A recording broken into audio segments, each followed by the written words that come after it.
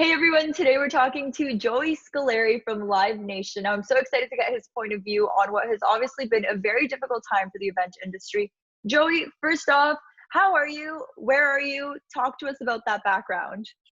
The background is the Budweiser stage in Toronto. I'm in Toronto. I spend most of my time here these days. I still have a place in LA, but I'd rather be in Canada right now for obvious reasons. It's much less political, and the government here seems to be doing a pretty good job of keeping us abreast of the situation. And I'm doing pretty well. I'm lucky that I get to entertain myself. I do a bunch of different things creatively. I'm a musician, so I have a studio at home.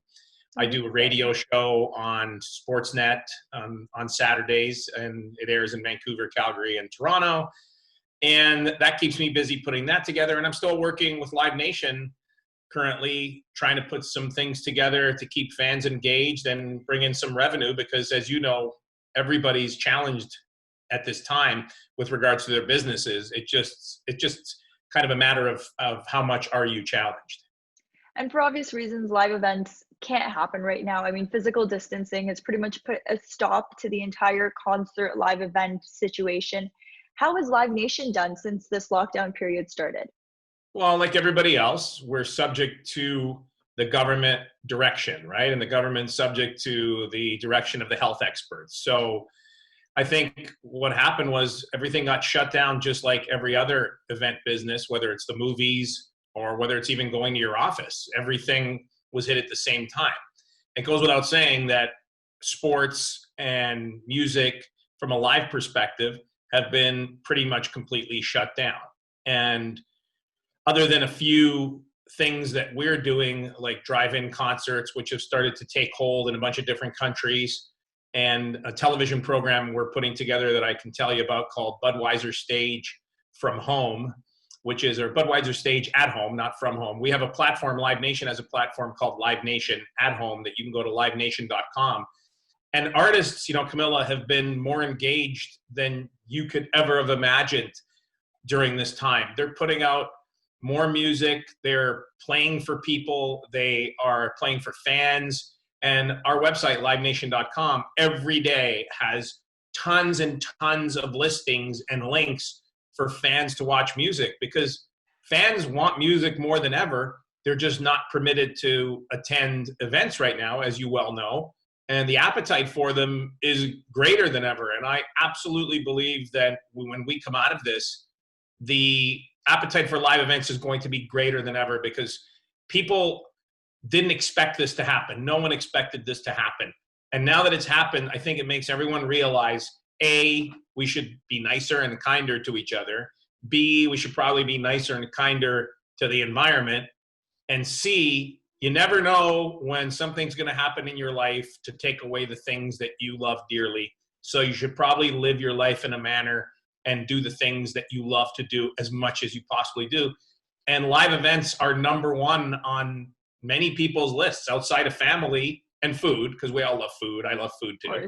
Yes, but live events are pretty much number one on people's lists, and specifically concerts. I mean, I can't tell you how much I enjoy hearing from fans. When I go to a concert, I watch the fans as much as I watch the band. I want to see people's smiles, because that's, to me, what it's all about. It's spreading joy in the air, and it's so beautiful to watch people, 17,000 people or 100 people in a club or 50,000 people in a stadium, just connect all together at the same time. And I think we miss that more than ever. Oh, just hearing you say that makes me so nostalgic, wishing for that first moment that you can be back in a stadium, watching a concert, watching a game. I think when we can all get together again, it's truly going to be magical.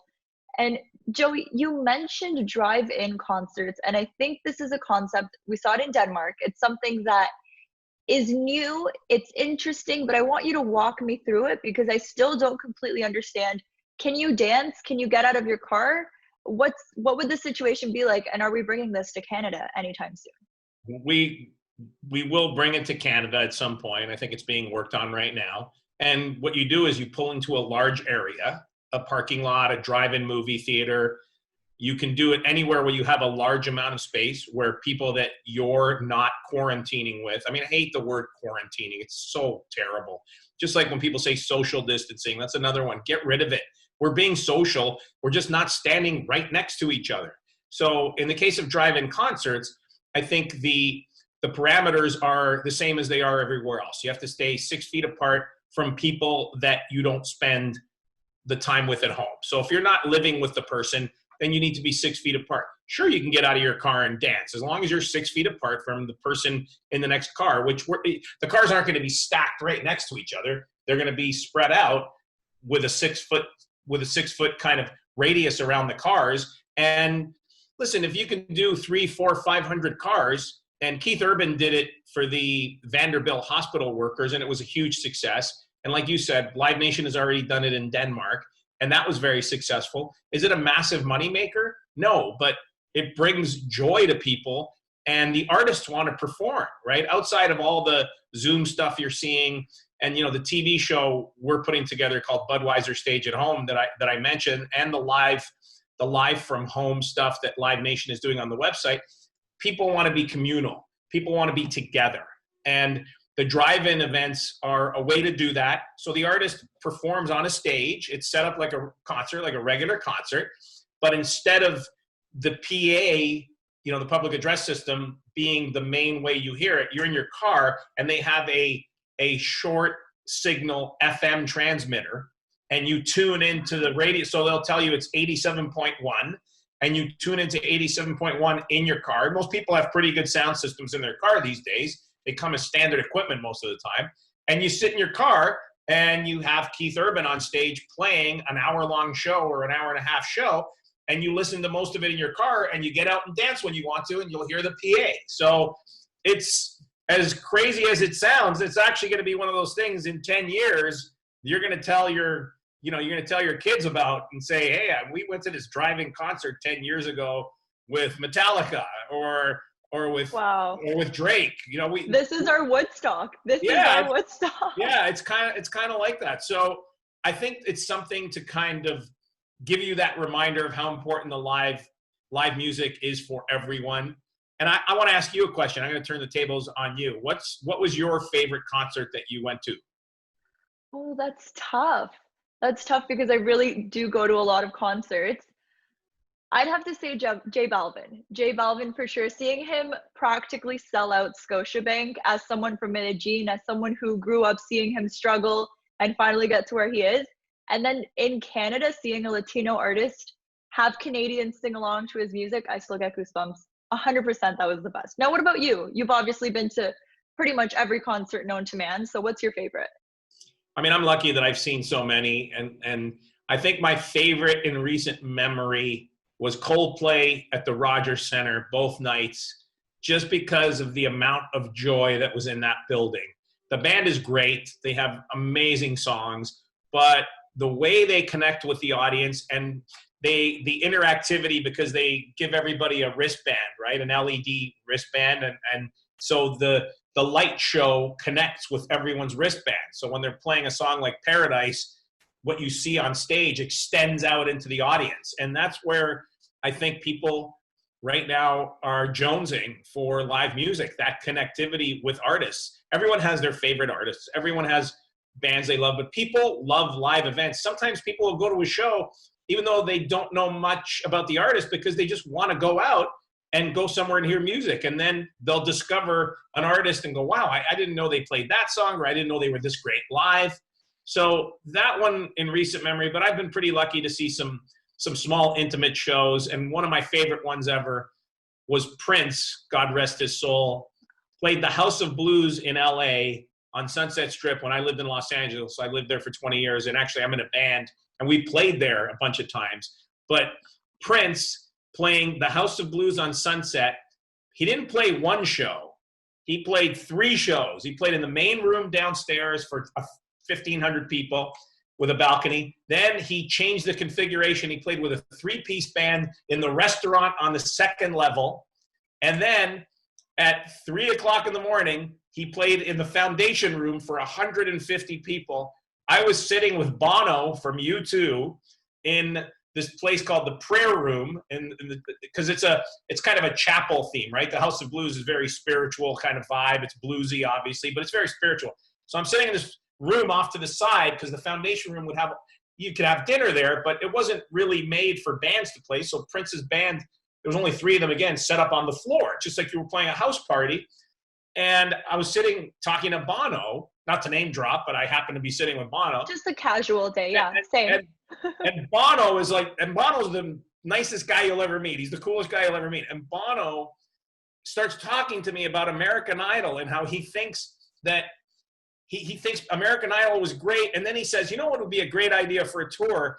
If 20 artists went on the road together and they only played one song and they played their best song. And I looked at him and I said, how's that going to work? He goes, well, it probably won't work, but I think it's a great idea. And who might argue with Bono? That's amazing. Well, maybe that's the next strategy that you have to take on for these live events. He's a pretty smart guy. That's amazing. That's amazing. No, honestly, I think every one of us has that favorite memory, that first concert we went to, and we're all just dying to get back out there, and hopefully this will all be better.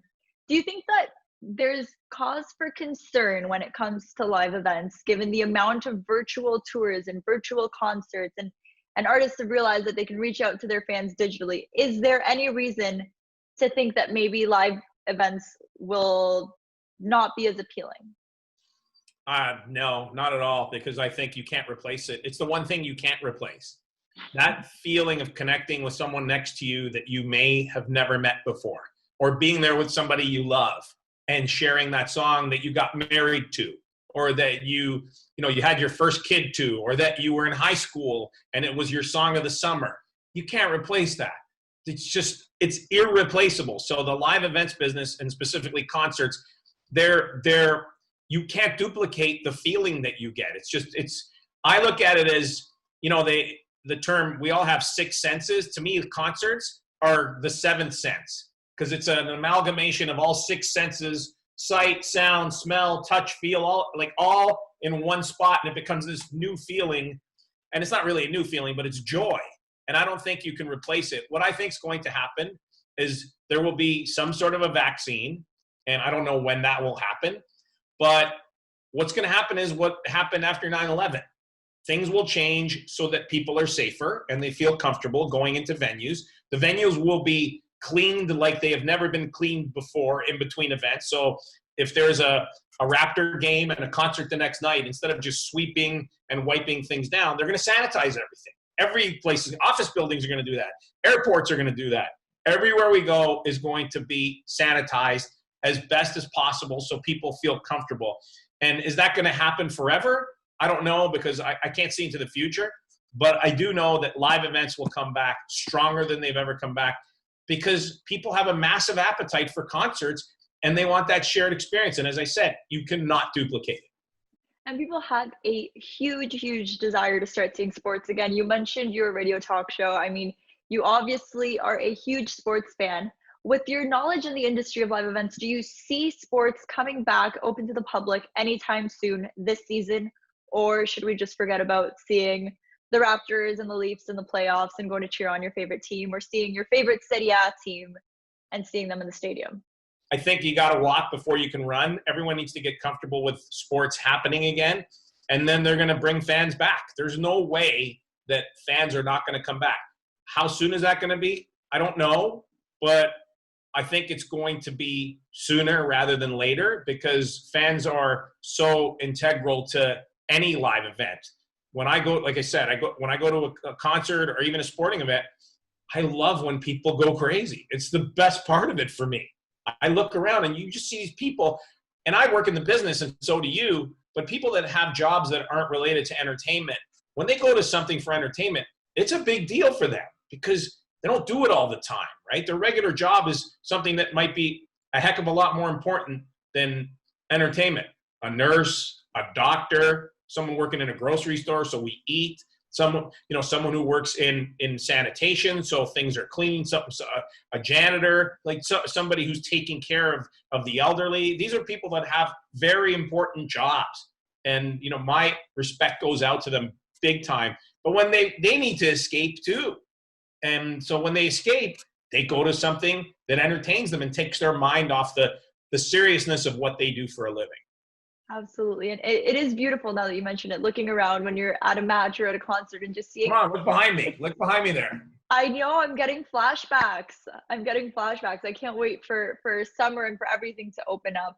Now, Joey, when it comes to Serie A, obviously as an Italian, you watch Serie A, I'm hoping, on Yeah, TLN. yeah, I And do. we saw Lazio this year really pressuring Juventus, really, really getting fans excited for potentially a new champion this year. But Juventus kind of found their way back into first place before the lockdown started. If and when the season comes back, who is your champion? Who is taking the scudetto this year? I think Juventus. Really? Yes, you can't not. I always look at it. It's kind of like the New England Patriots in football, right? The guys that have been there before, the women that have been there before, my money's always on them. The upstarts are great, but I think that Juventus is, they have the top player, they have I look at their coaching as being great, and I look at the way they play being great. I think they're going to be hard to defeat when the chips are down. I mean, you mentioned the Patriots, the 49ers won last year. Sorry, the Kansas City Chiefs won last year. Yes, yes. So Lazio could be our Kansas City Yeah, Chiefs, couldn't they? Are you a Lazio fan? Is that why you're plugging them?